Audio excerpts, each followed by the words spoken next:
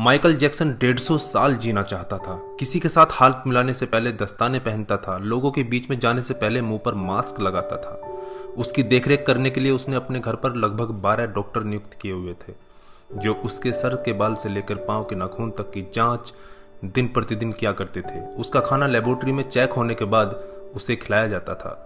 उसको व्यायाम कराने के लिए 15 लोगों को रखा हुआ था।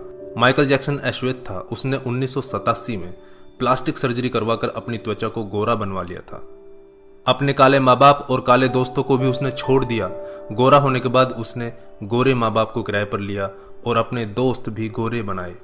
शादी भी गोरी औरतों के साथ की। आपसे TNN 24 न्यूज चैनल की विनती है कि आप अपने घरों में रहे और बाहर ना निकले। भारत की सड़कें सुनसान नजर आ रही है। फिर कल कोरोना वायरस खत्म हो जाएगा, इन सड़कों को दोबारा आबाद कर दिया जाएगा। कोरोना वायरस की वजह से ज्यादा लोग जमा ना हो, और कोरोना वायरस एक ऐसी बीमारी है जो हाथ लगने से या छूने से बढ़ जाती है। नवंबर 15 को माइकल ने अपनी नर्स डेबी रो से विवाह किया, जिसने प्रिंस माइकल जैक्सन जूनियर और पेरिस माइकल कैथरीन को जन्म दिया। वो 150 साल तक जीने के लक्ष्य को लेकर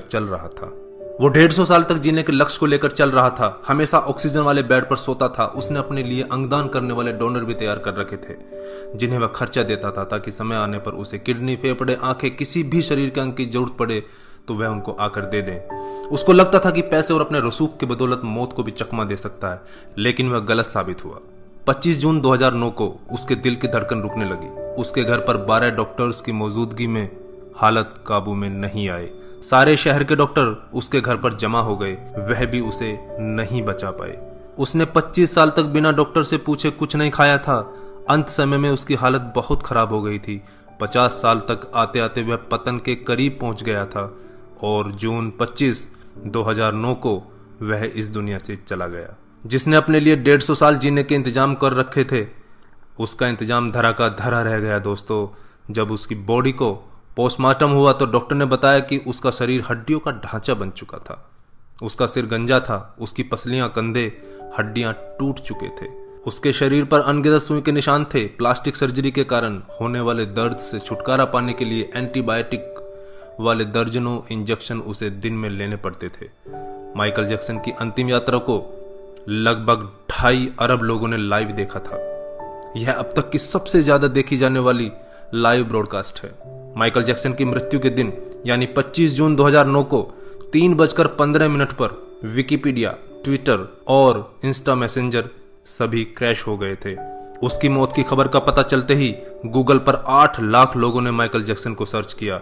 ज्यादा सर्च होने के कारण गूगल पर सबसे बड़ा ट्रैफिक जाम हुआ था और गूगल क्रैश हो गया था। 2.5 घंटे तक गूगल काम नहीं कर पाया था। मौत को चकमा देने की सोच रखने वाले हमेशा मौत से चकमा खा जाते हैं दोस्तों। कुल मिलाकर सार यही है कि बनावटी दुनिया के बनावटी लोग कुदरती मौत की बजाय बनावटी मौत ही मरते हैं। क्यों करते हो गुरूर अपने 4 दिन के ठाठ पर? मुट्ठी भी खाली रहेगी जब पहुंचोगे घाट पर। क्या हम builders, interior designers, caterers, decorators के लिए कमा रहे हैं दोस्तों? हम बड़े बड़े कीमती मकानों और बेहद खर्चीली शादियों से किसे इंप्रेस करना चाहते हैं? क्या आपको याद है कि 2 दिन पहले किसी की शादी में आपने क्या खाया था? जीवन के प्रारंभिक वर्षों में क्यों हम पशुओं की तरह काम करते रहते हैं और काम में जुटे रहते हैं? कितनी पीढ़ियों के खान पान और लालन पालन की व्यवस्था हम करना चाहते हैं? हम में से अधिकांश लोगों के 2 बच्चे हैं, बहुत का तो सिर्फ एक ही बच्चा है। हमारी जरूरत कितनी है और हम कितना पाना चाहते हैं, इसके बारे में जरा सोचिए।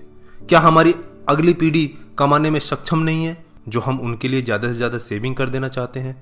क्या हम सप्ताह में 1.5 दिन अपने मित्रों, अपने परिवार और अपने लिए स्पेयर नहीं कर सकते? क्या आप अपनी मासिक आय का 5% अपने आनंद के लिए, अपनी खुशी के लिए खर्च करते हैं? सामान्यतः जवाब नहीं में ही होता है। हम कमाने के साथ साथ आनंद भी क्यों नहीं प्राप्त कर सकते दोस्तों?